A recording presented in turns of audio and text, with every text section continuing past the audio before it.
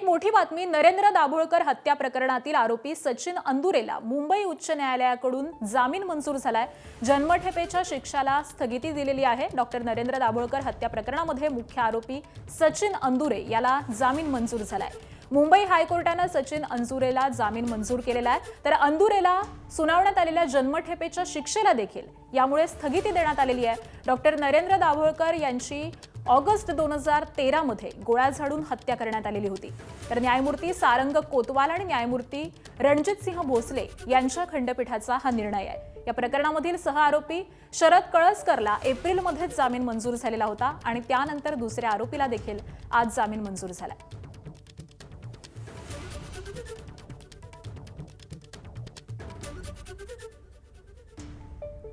तर आताची एक मोठी बातमी आपण पाहतोय। नरेंद्र दाभोळकर हत्या प्रकरणातील आरोपी सचिन अंदुरे याला मुंबई उच्च न्यायालयाकडून जामीन मंजूर झालेला आहे।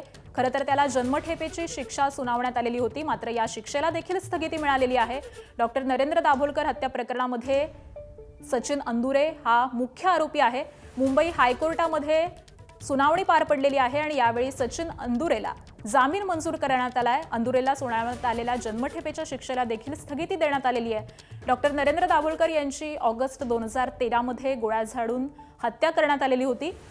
न्यायमूर्ती सारंग कोतवाल आणि न्यायमूर्ती रणजित सिंह भोसले यांच्या खंडपीठाचा हा सगळा निर्णय आहे। आणि याच सगळ्या संदर्भामध्ये अपडेट देतात आमचे प्रतिनिधी सूरज सावंत सध्या आपल्या सोबत आहेत। सूरज, आज सुनावणीमध्ये नेमकं काय झालंय? जामीन मंजूर करण्यात आलाय? नक्कीच जर आपण पाहिलं तर डॉक्टर नरेंद्र दाभोळकर यांची हत्या झाली होती आणि त्याला 14 वर्ष पूर्ण झाली, मात्र तरी सुद्धा हे कोर्टात प्रकरण जे सुरू होतं यामध्ये जवळपास 5 आरोपींना याआधी करण्यात आलेली होती। त्यामध्ये तर सांगायचं झालं तर प्रामुख्याने वीरेंद्र तावडे असतील, ॲडव्होकेट संजीव पुनाळेकर असतील, विक्रम भावे होते।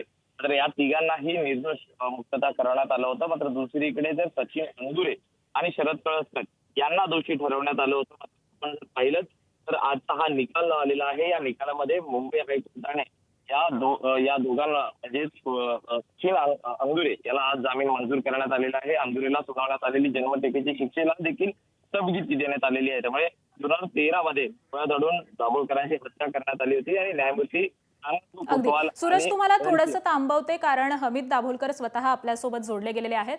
हमीदजी नमस्कार। खरं तर आज ही सुनावणी पार पडलेली आहे आणि यामध्ये सचिन अंदुरेला जामीन मंजूर करण्यात आलाय।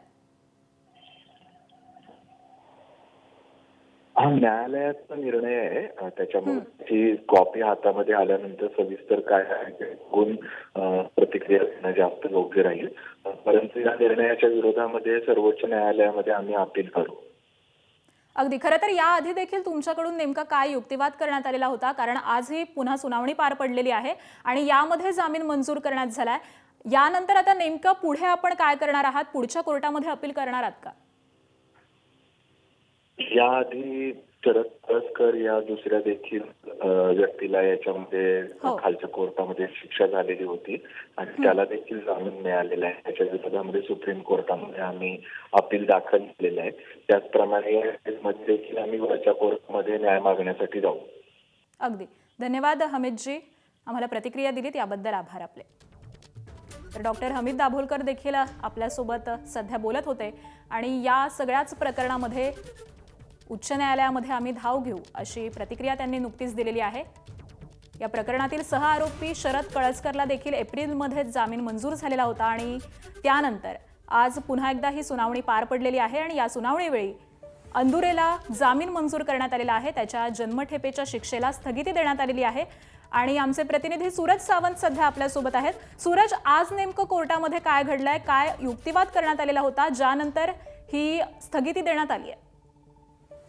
खरं तर युक्तिवाद आधीपासून सुरू होता। या संपूर्ण प्रकरणाशी आपला कुठलाही संबंध नसल्या संदर्भातले अनेक दावे हे देखील करण्यात आलेले होते आणि त्याच आधारावरती जो ग्राउंड समोर आलेले होते त्या आधारावरती हा निर्णय झाल्याचं कळतंय। दाभोळकर यांची पुण्यात जी गोळी झाडून हत्या करण्यात आली होती या संपूर्ण प्रकरणी पुणे SIT देखील नेमण्यात आली होती। मात्र 2014 मध्ये संपूर्ण प्रकरण सीबीआयच्या हातात गेलं होतं आणि सीबीआयने 2 वर्षानंतर पहिल्या आरोपीला अटक केलेली होती। यातले जे आरोपी आहेत यांचा संबंध हा हिंदू जनजागृती संघटनेशी देखील समोर आलेला होता। आरोपपत्रात देखील तसं म्हणण्यात आलेलं होतं। ATS कड्डा या संपूर्ण प्रकरणात वैभवराव कसबे, शरद कळसकर या दोघांना अटक करण्यात आली होती। मे 2019 मध्ये सीबीआय कडनं संजीव पराळकर आणि विक्रम भावे यांना अटक करण्यात आली होती. मात्र न्यायालयाने यापूर्वीच संजीव पराळकर असतील, विक्रम भावे असतील आणि वीरेंद्र तावडे यांची निर्दोष मुक्तता करण्यात आलेली होती आणि या 2 आरोपी यांचा सहभाग प्राथमिकदृष्ट्या दर्शवण्यात आला होता. मात्र आपण जर पाहिलं तर शरद कळसकर यांना एप्रिलमध्ये जामीन देण्यात आलेला आहे आणि आज जो शेवटचे जे मुख्य आरोपी म्हणून ज्यांच्याकडे बघितलं जात होतं सचिन अंदुरे यांना देखील आज उच्च न्यायालयाने जामीन मंजूर केलेला आहे. त्यामुळे या एकूणच निर्णयाच्या विरोधात आता सुप्रीम कोर्टात देखील दाद मागितली जाणार आहे. न्यायमूर्ती सारंग कोतवाल आणि न्यायमूर्ती रणजितसिंह भोसले यांच्या खंडपीठाकडे हे आजची सुनावणी सुरू होती. नक्कीच. धन्यवाद सूरज या सगळ्या सविस्तर अपडेटसाठी.